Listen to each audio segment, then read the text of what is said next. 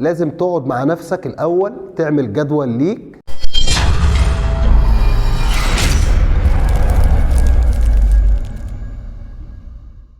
السلام عليكم ورحمة الله وبركاته، معكم كابتن عمرو فليكس، وهقول لك النهارده على كام طريقة تقدر تعلي بيهم الحرق بتاعك. يلا نبدأ. أول خطوة من الخطوات تزود بيها الحرق بتاعك هي الرياضة. طيب هتقول لي أنا بلعب رياضة، هقول لك مفيش أي مشكلة خالص، بس في قواعد تخلي الحرق عندك يزيد عن طريق الرياضة. مش فكرة ان انت تاخد تابلت او تاخد اي حاجة هي تزود نسبة الحرق عندك، لا الكلام ده مش مظبوط. ايه اللي المفروض ان احنا نحاول نعمله عشان نزود الحرق بتاعنا؟ رقم واحد، في كام حاجة لازم تاخد بالك منها. ايه هي؟ اول حاجة لازم تقعد مع نفسك الاول، تعمل جدول ليك، تحدد تمرينك ينفع معاك الصبح او بالليل. بمعنى الكلام اللي انا بقوله ده معناه ايه؟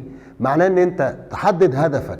انت عايز تخس ولا عايز تزيد؟ عايز تخس يبقى لازم تلعب رياضه الصبح، لازم تلعب رياضه الصبح على الريق. هقول لك ليه. لان انت اخر وجبه بتكون واكلها قبل ما تنام الساعه 1 بالليل، الساعه 2 بالليل، انت جسمك بيبدا يهضم فيها لحد ما بتقوم من النوم. بتكون نسبة الجلايكوجين اللي في جسمك نزلت خالص، نزلت تماما، فمستوى السكر عندك قليل، وهي دي الحتة اللي احنا عايزين نحافظ عليها. طب ازاي هنحافظ عليها؟ ازاي؟ لازم تفهم ان الجيم فيه نوعين من الرياضة.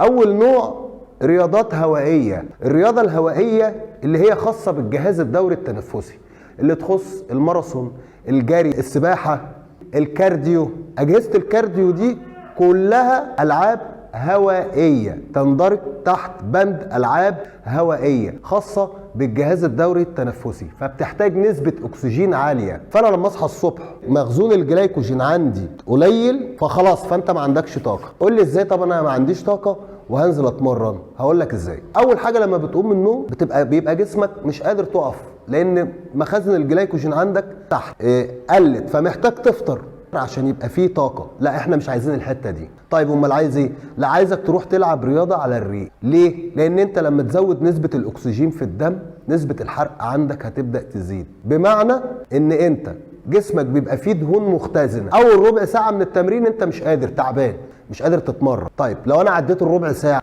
اول ما تعدي الربع ساعة تبدأ مخازن الدهون عندك تفرز الدهون اللي موجودة تحولها لطاقة، فيبقى عندك باور. وقت التمرين بتاعي ده قد ايه؟ كبيرك قوي، 45 دقيقة لساعة و10 دقايق او لساعة وربع.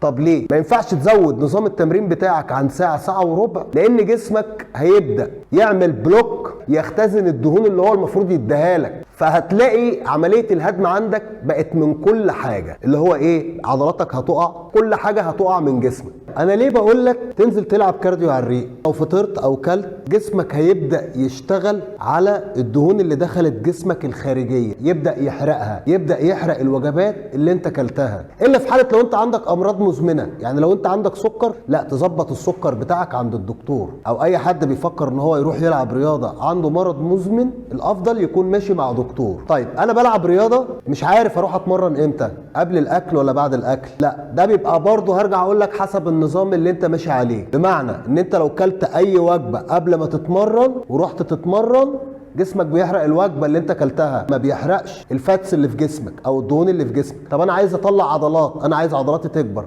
هضطر اكل قبل التمرين بساعتين عشان جسمي يعمل عمليه تمثيل غذائي مظبوطه ويحول الوجبات اللي كلتها لجلايكوجين، وابدا اروح يبقى عندي باور، اقدر اشيل الاوزان بتاعتي واقدر اعمل عضلات. الحته دي وصلت لكم؟ طيب انا بنزل الجيم لغرض ان انا اطلع عضلات، اتمرن امتى؟ الصبح ولا بالليل؟ زي ما فهمتك حسب النظام الوجبات بتاعتك. يعني تبقى اهم حاجه تتمرن في اي وقت مفيش مشكله، بس تبقى واكل قبل التمرين بساعتين عشان تقدر تبذل مجهود وتحاول ان انت تشغل اكبر كم ممكن من الالياف العضليه عندك. والتمرين ذات نفسه في الجيم هو كبيرك قوي ساعه او 45 دقيقه. اهم حاجه تاكل قبل التمرين بساعتين. ليه اكل قبل التمرين بساعتين؟ عشان جسمك يبدأ يعمل عملية تمثيل غذائي، عشان عضلاتك تقدر تزيد معاك بشكل سليم. طبعا في نقطة عايز اوصلها لك، ما ينفعش برضه تخس بدون ما تلعب تمارين مقاومة. تمارين المقاومة عليها عامل كبير، بس انا بقول لك لو انت المفروض مركز في حتة التخسيس ان انت عايز تخس، اعتمد اعتماد كلي على تمارين الكارديو عشان هي اللي هتخسسك، الكلام ده انساه. نفس الكلام هقوله للاعب اللي بيلعب جيم عشان يزود العضلات بتاعته. تخش الجيم تقعد لي ساعتين مش هتلاقي النتيجه اللي انت عايز توصل لها. وبكده اكون خلصت الحلقه بتاعت النهارده. ما تنساش تشترك في القناه وتفعل زر الجرس. سيبوا لي كومنتات، قولوا لي ايه الحاجات اللي انتوا عايزينها نتكلم فيها.